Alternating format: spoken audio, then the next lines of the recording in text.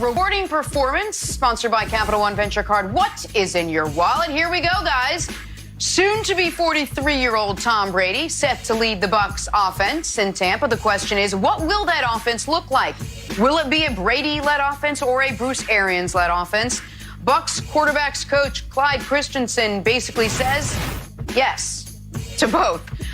He says, I think that what we'll see here in Tampa is Bruce's offense with a Brady influence. Bruce wants to keep the offense the same. Tom has been terrific as far as saying, just tell me what you want to do. We're looking forward to seeing how he can influence the offense. He'll make it better. That's what the great ones do. Hey, Coach, I'll start with you. Translate this for us. How is this all going to go down in Tampa? Well, I don't think it's going to go as well as it could go. This should say this is a Brady offense with an Arians influence as opposed to the other way around.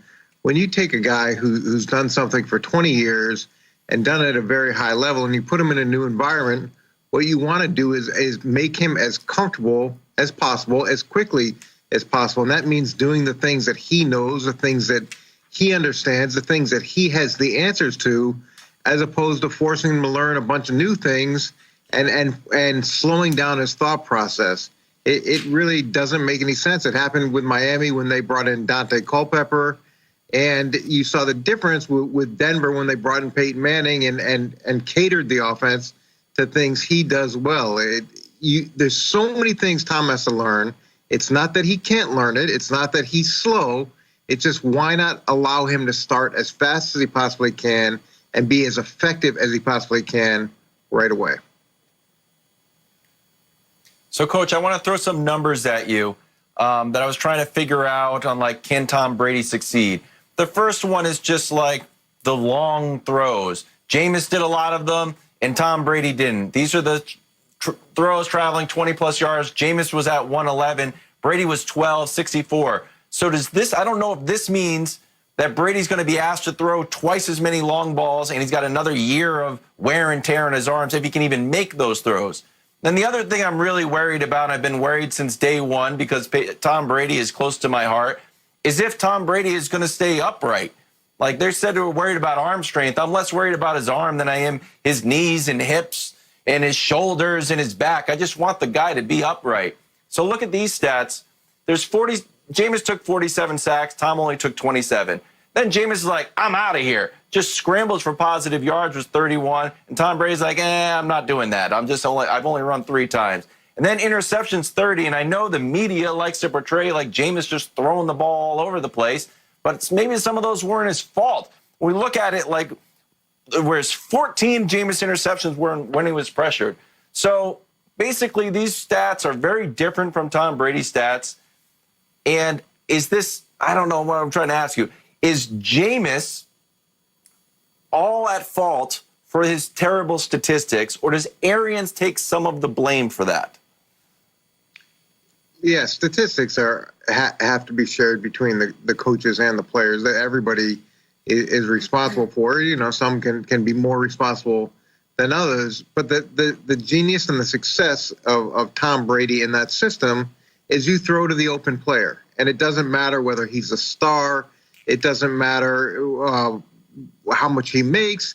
It doesn't matter whether, what your stats are. You just throw to the open guy. So if that means that you throw 10 hitches, which are little 6-yard stop routes, then you throw 10 hitches. That's why the offense works, and that's why it keeps rolling. And it's another reason why you stay upright, because it allows you to avoid pressure. It allows you to get quick decisions. If you're forcing things, if you're trying to generate things that aren't there, that's when you get hit a lot. That's when you throw interceptions, and that's when you make mistakes that you don't have to make. He does things well, and you should allow him to do those things as much as he wants to. All right, Nick, so let's stick with that. An Arians offense with a Brady influence, and I guess this all depends on how much of an influence Brady is going to have. What is your reaction to all of this? I understand why people's gut reaction would be, well, this is what they should do. You have a group of players, a couple dozen players who've been doing things one way, and you want to change as little as possible for them. You have a coach who's been doing things one way. You have then the new quarterback who also doubles as one of the smartest players in the history of the NFL. So you feel like it's easier for him to adapt than Chris Godwin or Mike Evans or O.J. Howard, whomever else, because Brady can consume more information, and you have this lack of an offseason where you're not going to be able to make wholesale changes to the offense. So you ask Tom Brady to be the person that changes more. I get in theory why that's what you would want to do. But in practicality, I think it is a terrible idea. If they ask Tom Brady to do what Jameis Winston did, just with fewer interceptions and more effectiveness, he won't make it to year 2 of this contract. He's 43 years old, but he's not a wizard. He's not. The idea that he can't get beaten up, that he can't get knocked out of the game if you ask him to take 5 and 7 step drops, stare in the face of pressure like Bruce Arians asked Carson Palmer to do in Arizona, and get the snot beat out of him, then 2020 will be his only year with the Tampa Bay Bucks. And I know folks want to use the Christensen also brought up the Peyton Manning, second act of his career in Denver, and he talked about it, and I can read that quote to you.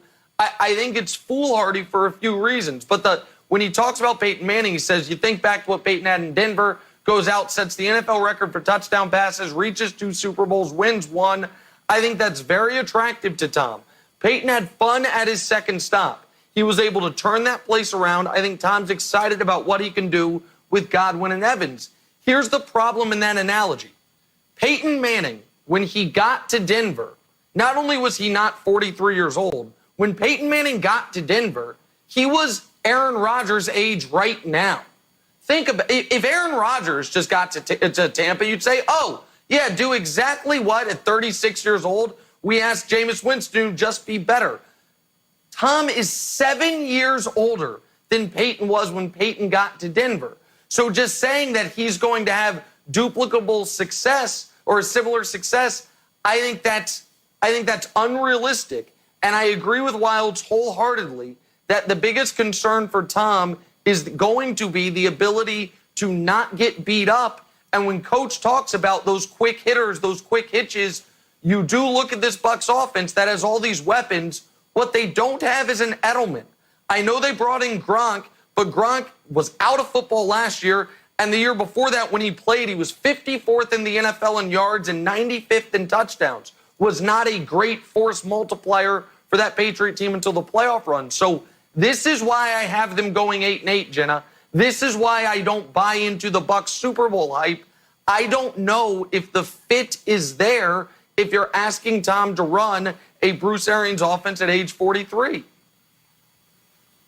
Then, Coach, let me ask you something else. One of the other things Christensen did say is that the idea that Brady has stellar arm strength, but he was held back in New England because he didn't have the same receiving core that he's going to have in Tampa is definitely an interesting one. So you have to wonder exactly what this balance is going to be. Is it going to be like what Nick said, what's best for this team and the pieces, or it's going to be what's best for Brady, keeping him healthy? What that balance is going to look like, Coach? There's a couple things. Just to go back to Nick and talking about the analogy that they're making to Peyton Manning, the other part of that analogy that's flawed is Peyton looked for a team where he could do the things that he did in Indianapolis and did so well. And that was part of the agreement. And that's why he was as successful as he was. And look, in New York, I had Brett Favre when he left Green Bay, and Brett was open to running the things that we had been running and understood the dynamic of his learning versus the rest of the group's learning. But as a group, as a staff, we decided and we committed to making him as effective as possible. And that meant putting in the things that he was most comfortable with and he had the answers to. And that's what's going to happen in Tampa Bay. You can talk about he didn't have the weapons in New England. In New England, know what they did? They threw to the open guy. They did what was best to beat the team they were playing. It wasn't about numbers. It wasn't about we need to throw this many deep balls. That's not the philosophy. You've got a guy who's an older guy, who's not a mobile guy, And you want to make sure that when pressure comes, he knows where to go with the ball, that he's not standing back there and taking unnecessary hits, that you're able to protect the middle of the pocket like New England did year after year, so he's able to step up. If you don't do those things, then, load up your backup quarterback because he's going to be in pretty quickly. Well, and that's why of all the numbers Wild showed, the one that I thought was most interesting was scrambles. That Jameis it said, you know what, duck and run 31 times last year, twice a game.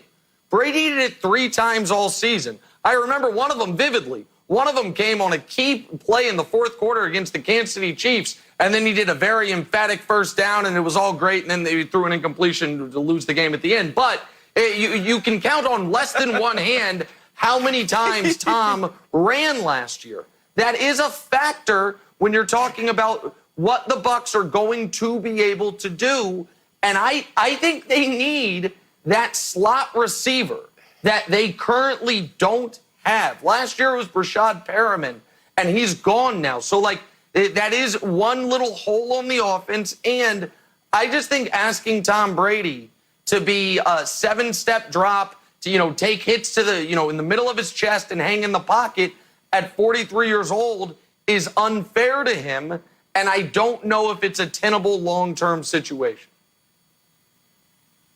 All right, we're going to leave it there. Take a break.